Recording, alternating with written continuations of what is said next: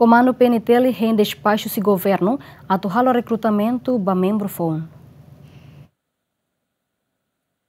Dadang Comando Geral PNTL enfrenta problema recurso humano, tambah membro polícia balung label halona serviço, tambah condição saúde la permite no balung idade avançadona. Situação dificulta Comando PNTL atu halo colocação ba unidade sira nebe existiona. Comandante Geral PNTL Komisario Geral Hendrique da Costa Hateten, Comando Geral PNTL apresenta ona documento recrutamento ba Ministro Interior podi hare no painghira ihaona despacho si Ministro Interior PNTL se halo recrutamento ba membro FON.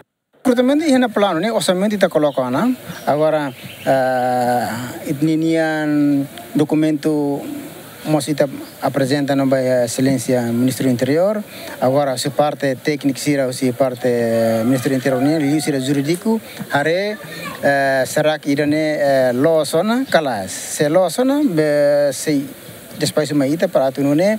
Ita bele hahuana forma ita na comissão para tu né? Hodi realiza recrutamento.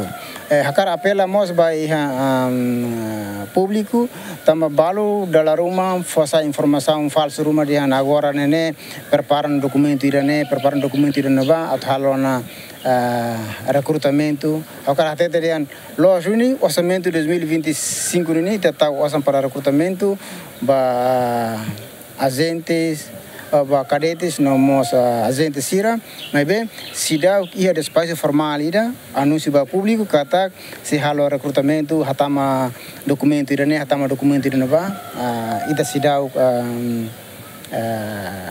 ia informação formal ida ba ia público, mas se na fato husu ba jovem sira nebe interesse atu tama ba ia polícia nenian kata foto formulário prepara saúde prepara físico preparamos mental dia para aturune bela compete a fiar kata se ita loke agora se barak se liu 20.000 idana cinema se hakara atau compete vai a polícia, mas ita só precisa de por exemplo essa 400 500 ou se 20.000 nene ka liu idana nene ita se halo hanesam ninia processo ida nebe que rigor para aturune ita bela hetan duni emanebe ho saúde dia físico dia mental dia ia capacidade para aturune bele tama polícia. Dadang membro polícia sira nebe ativo hamutu krihun hat resin, kusirihun hat ne, valunulu resin, condição saúde la permite atu halo serviço. João Carlos GMN.